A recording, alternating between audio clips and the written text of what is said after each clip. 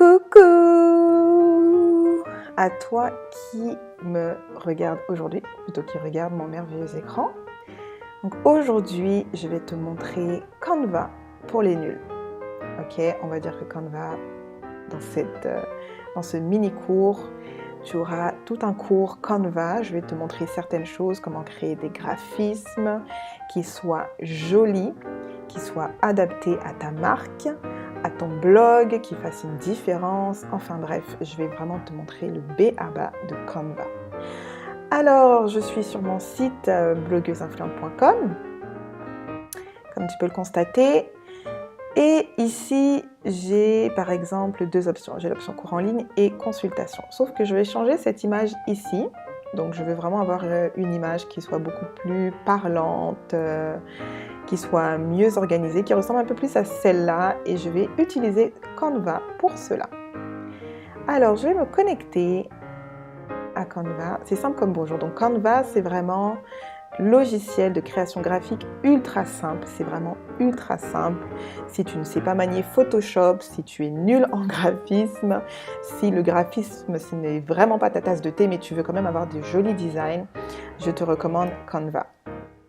Ok, donc ce que je vais faire ici, je vais me connecter. Tu peux t'inscrire, c'est vraiment gratuit, donc tu peux te connecter avec Facebook, Google ou simplement avec ton adresse email. Comme tu peux le voir ici, j'utilise vraiment Canva pour créer tous mes graphismes. Tous mes graphismes, en tout cas pour l'instant. Et donc voilà, j'avais créé le graphisme de spéciale consultation individuelle parce que oui, j'offre des services de consultation pour les blogueuses, pour amener leur plateforme à un autre niveau. Donc je vais maintenant refaire ce graphisme ici, donc cours en ligne. La première des choses avant d'aller dans le graphisme lui-même, je voulais te montrer en quoi consistent tous ces designs que l'on a ici. Donc, je vais te faire un mini tour, donc une petite visite guidée de Canva. Lorsque tu arrives sur le tableau de bord de Canva, en réalité, donc tu as l'option Create a Design. Je tiens à dire que Canva est en anglais, mais c'est tellement facile que tu n'as pas besoin de comprendre l'anglais. Sérieusement, tout est déjà à portée de main. Je veux dire, si tu comprends social media, poster, Facebook post, blog graphic, tout ça, et de toutes les façons, si tu ne comprenais pas, je vais te le traduire. Donc ici, on a tous les designs qui sont shared with you, donc qui sont partagés avec toi. Ici, tu as les membres de ton équipe parce que oui, tu peux ajouter d'autres personnes qui vont faire des graphismes avec toi. Et ici, tu as l'option Your Brand, donc ta marque, sauf que ça, c'est vraiment pour avoir accès à cette fonctionnalité ici. Il faudrait pour cela que tu upgrades et pour upgrade, il faut payer. Donc, on va rester à la version gratuite de Canva qui est disponible et accessible à tout le monde. Ok? Donc ici, si je clique sur More, j'ai en fait différents types de designs que Canva me propose qui sont gratuits. C'est sûr qu'il y a des designs qui sont payants, mais on va vraiment fonctionner avec les gratuits. Alors, on a les Popular Design Types. Donc vraiment les designs populaires que les gens ont l'habitude d'utiliser. On a tout ce qui concerne les médias sociaux. Donc vraiment, ce que j'aime, c'est que Canva te propose les graphismes déjà faits. Il te suffit juste de remplacer les couleurs, les polices de caractères, les photos. Mais sinon, tout est déjà en fait fait pour toi. C'est vraiment hyper facile. Et aussi, tu as déjà les dimensions parce que ce qui est bien, c'est que faut pas oublier par exemple qu'une photo que tu postes sur Instagram, ok, comme par exemple, normalement ils ont des photos spéciales Instagram, mais en tout cas, on se comprend, une photo que tu vas poster sur Instagram n'aura peut-être pas la même résolution et la même qualité si tu la mets aussi sur Facebook. Prends toujours le design, donc le graphisme qui est associé, qui est le meilleur pour ce que tu veux faire. Par exemple, si tu veux créer un post spécial pour Twitter, utilise celui-là.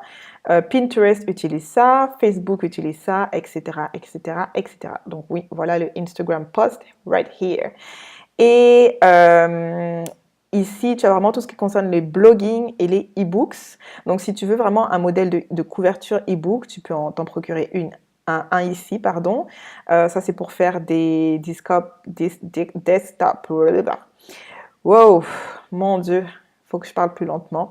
Donc là, c'est pour faire des wallpapers. Donc, c'est un peu comme des fonds d'écran, c'est ça, pour ton ordinateur. Ça, c'est pour des book covers, donc des couvertures de livres, Kindle cover. Ça, c'est pour des titres de blog. Donc, par exemple, si tu as un blog, eh bien, en général, le header, donc le titre, ça peut être une image avec une jolie écriture, un joli titre que tu insérais là-dedans. Là, c'est pour les blog graphics. Donc, je vais te montrer comment utiliser ça dans Palon. Album cover, donc pour celles qui font de la musique, tu peux choisir des albums, des couvertures d'albums ici, infographiques, etc. Et ça, c'est pas la même chose. Donc pour tout le matériel marketing, tu veux faire des posters, tu veux faire des cartes d'affaires, tu veux faire des logos, enfin, tu as vraiment tout. Et ça, c'est vraiment pour les photos de couverture. Donc Facebook, YouTube, Twitter, etc., etc.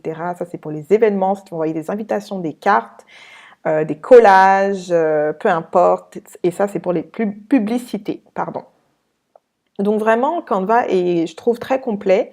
La seule chose qu'il faut vraiment, vraiment faire en tant que blogueuse influente, en tant que femme d'influence, tu veux que ton design soit consistant, tu vas avoir le même type de design partout. Alors, je ne te recommande pas de simplement prendre, par exemple, euh, un, un graphisme, de l'utiliser n'importe comment, de mettre toutes les couleurs possibles parce que il faut absolument que j'ai un graphisme, il faut absolument que j'ai une photo dans mon blog post ou dans mon Instagram, mais sans l'avoir nécessairement préparé. Alors aujourd'hui, je vais te montrer comment préparer le tout pour que ça soit beau, que ça soit joli, que ça soit harmonieux et que ça soit adapté à ta plateforme.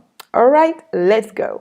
Alors, donc, comme j'ai dit, je voulais refaire cette photo ici.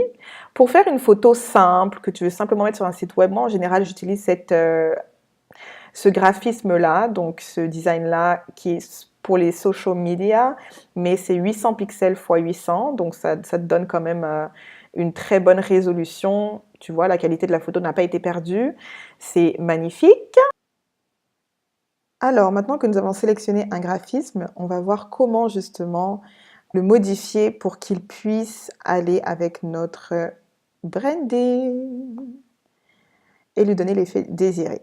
Alors, comme on peut le voir ici, Canva vient toujours avec une série de filtres. Donc là, il y a un filtre, le filtre Kali qui a été apposé automatiquement, mais ça ne m'intéresse pas vraiment. Dans le fond, je n'utilise vraiment que très très rarement les filtres de Canva. Je trouve que ça ne fait pas très spécialement. En fait, ça ne me donne pas l'effet que je veux, le rendu que je veux, donc je ne les utilise vraiment pas. En général, j'utilise le normal, je garde la photo normale et puis je joue sur le contraste ou la luminosité, etc. Donc ici, j'ai augmenté un petit peu légèrement la luminosité. Ok, c'est la seule chose que je vais toucher.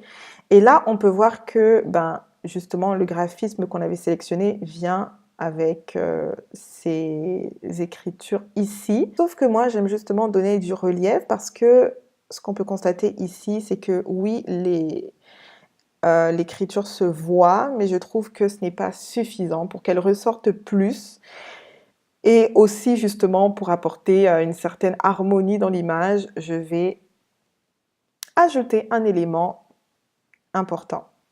Donc, Canva ici vient avec des photos gratuites, des grilles prédéfinies, des cadres, des illustrations, des lignes qu'on peut utiliser justement si on a besoin de mettre des flèches dans notre image ou quoi que ce soit, dans des graphiques, toutes sortes de choses vraiment superbes. Il y a même des graphiques justement, des icônes. Donc parfois les gens aiment insérer des icônes ou même des icônes de médias sociaux dans leurs images, dans leurs photos de couverture. On peut en utiliser, bien entendu, s'assurer que ça aille vraiment avec le rendu qu'on veut, que ça ne fasse pas gamin, que ça ne fasse pas, que ça fasse professionnel, ok? Donc pour en revenir à la forme que je vais sélectionner, en général je sélectionne un simple carré et je vais l'agencer comme ça de telle sorte qu'il puisse aller en arrière de ces écrits-là. Ok? Maintenant, ce qu'on voit, c'est que le carré en question est noir. Qu'est-ce que je fais à ce moment-là si je veux avoir un autre rendu? Je pourrais le garder noir et à ce moment-là, ce que je vais faire, c'est simplement cliquer sur Arrange, donc le déplacer, le mettre en arrière. Donc je le mets en arrière jusqu'à ce que il soit justement en arrière. Et là, à partir de ce moment-là, je vais l'ajuster un petit peu. Ça va être plus facile. Je vais le mettre comme ça. Tiens, je vais l'ajuster. Il faut toujours sur Canva suivre les lignes. Qu'est-ce que les lignes te donnent? Ok. Par exemple, là, on voit que c'est parfaitement aligné au centre, vraiment de l'image. C'est parfait parce qu'on ne veut pas non plus avoir quelque chose qui aille de travers. Enfin, il faut apprendre à jouer avec les formes, certes, mais il faut que ça soit harmonieux, il faut que ça soit bien placé, structuré. Donc, à ce moment-là, on regarde toujours les lignes, ce que les lignes me donnent. Quand on a plusieurs lignes comme ça veut dire que l'image, enfin le carré, pardon, est parfaitement aligné. Et par la suite, on va aligner les écritures également. Ok? Donc, je vais le garder comme ça. Moi, ce que je veux, c'est justement avoir un carré blanc. Mais vu que le carré est blanc, ce que je vais faire, c'est que, oups, ici, je ne le vois pas, mais les écritures sont blanches. Je vais simplement cliquer là-dessus et les changer. Bon, ça bug un petit peu, mais je vais les changer et je vais sélectionner la couleur désirée. Donc moi, je connais un petit peu les codes de couleurs et je les utilise vraiment en fonction de ça. Donc je voulais un noir qui soit un peu plus ombré plutôt que le noir normal. Et j'ai tapé moi-même le code de couleur, mais sinon, je peux tout simplement jouer avec la couleur ici. Puis ça revient un petit peu au même. Ok? Donc je vais le remettre à ça. Et c'est ça que je vais sélectionner pour ces écrits-là. Je ne parviens pas à voir l'autre. Ok, il est quelque part ici. Je vais le changer également. Voilà, voilà ce que ça nous donne. Maintenant, je trouve que le carré est un peu trop présent dans cette image. Alors à ce moment-là, bon, premièrement, les écritures, je trouve qu'elles sont un petit peu trop collées justement sur le bord. Alors à ce moment-là, ce que je fais, c'est que je sélectionne le carré lui-même et je vais un petit peu légèrement l'agrandir. Et vous voyez, il y a la ligne ici au milieu, ça veut dire que c'est parfait, c'est bien positionné. Si je le mets comme ça, c'est un peu trop. Mais là, c'est très très bien positionné. Et je le garde comme ça. Mais ce que j'aime faire, c'est aussi jouer avec la transparence justement des formes que j'utilise. Donc là, je vais jouer avec la transparence. Je vais cliquer ici et je vais baisser légèrement, vraiment légèrement, la transparence. Et c'est ça que ça me donne, de telle sorte qu'on puisse quand même voir l'image en arrière. On la voit pas trop, mais on la discerne quand même. Et je pense que c'est très important dans un graphisme. Il ne faut pas avoir des formes tellement brutes qu'on ne discerne pas l'image en arrière. Il ne faut pas non plus que ce soit trop sombre. Vraiment trouver le juste milieu. Ok, donc là, mon design, il est bon. Ce que je vais faire ici, je vais simplement changer l'écriture. Donc moi, ça vient avec la police de caractère que j'utilise, qui fait partie de mon branding. Donc je te recommande toujours d'utiliser une police de caractère qui aille avec ton branding, donc vraiment avec ta marque. Si ton blog utilise une certaine police de caractère, utilise celle-là ou une qui lui ressemble vraiment. S'il n'y a pas ta police de caractère dans Canva, il y en a vraiment plein, plein, plein, plein, plein. Mais utilise vraiment celle-là. Et ce qu'on fait en général en graphisme, c'est qu'on allie une police sans sérif avec une police sérif, ok? Donc ici, ne t'inquiète pas si tu ne comprends pas ce que c'est qu'une police sérif ou sans sérif, tout est dans le PDF que je t'ai donné pour ce mini-cours. Donc voilà, ici j'ai vraiment sélectionné les polices que moi j'utilise, encore une fois. Alors ici, on voit que les écritures, moi j'aime pas trop, c'est trop espacé, etc. Je vais le changer, je vais mettre en ligne et je vais changer en cliquant pardon, sur Text Spacing, donc vraiment tout ce qui concerne l'espacement entre les lettres, l'espacement entre les lignes, etc. On va le changer. Donc je pourrais le faire très très très collé ou pas du tout, mais ce que j'aime, c'est que ça soit quand même rapproché, et je vais également changer l'espacement. Bon, ça change pas grand-chose, mais voilà, et je peux aussi décider. Voilà, en fait, je vais le garder comme ça, tout simplement. Ok, donc voilà. Maintenant, à ce moment-là, vu que c'est quand même assez petit, je vais réduire ça ici. Voilà. De telle sorte que ce soit un joli petit carré, tout simplement. Et puis, que ça nous donne un beau rendu. Ce que je vais faire, c'est que je vais le mettre en rose.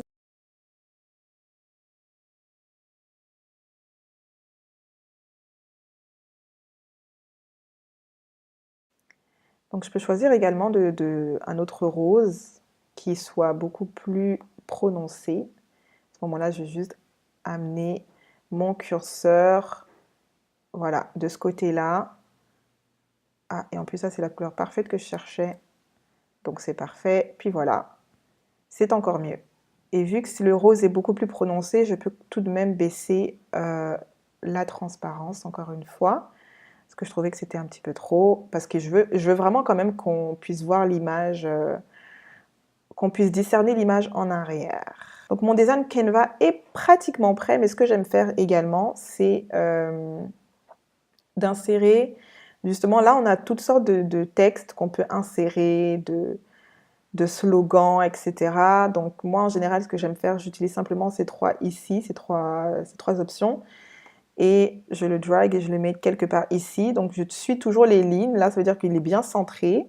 Là, ça veut dire qu'il n'est pas assez centré. Et là, il est bien centré. Et ce que je vais faire, ben, je vais simplement écrire blogueuseinfluente.com pour que justement on ne puisse pas prendre mon design et l'utiliser pour autre chose. Super, super simple. Ce que je fais download. Et là, en général, ça me montre quel est le format recommandé dans lequel je peux justement télécharger mon design. Donc pour les images sur le web, c'est vraiment en PNG et JPEG. Donc je prends toujours celui que Canva me recommande. Des fois ça peut être JPEG, des fois ça peut être PNG, mais c'est de plus en plus PNG. Alors voilà. Et puis je fais download et ça va le sauvegarder sur mon ordinateur, tout simplement. Et puis ce qui est magnifique, c'est que j'ai pas eu à appuyer sur quoi que ce soit. Canva l'a sauvegardé automatiquement, ce design-là.